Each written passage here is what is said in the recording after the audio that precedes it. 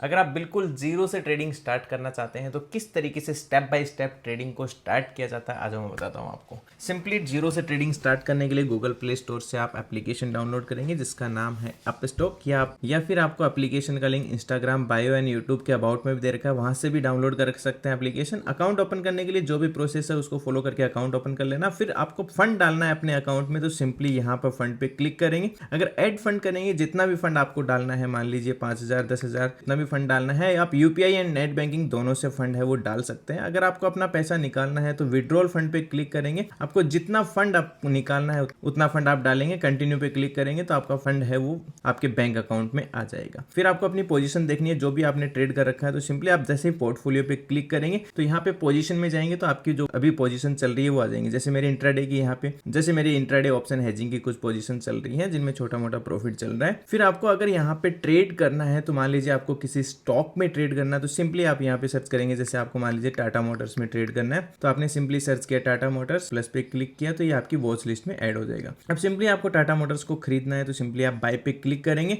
यहाँ पे क्वांटिटी डालेंगे, मान लीजिए 10 क्वांटिटी आप खरीदना चाहते हैं। अगर आपने यहाँ पे डिलीवरी सेलेक्ट कर रखा तो 700 का स्टॉक है, अगर 10 स्टॉक खरीदेंगे तो 6-7 हज़ार रुपए लगेंगे। अगर आप इंट्राडे ट्रेड करना चाहते हैं तो सिंपली आपको यहाँ पे 1300 रुपए में ही काम हो जाएगा।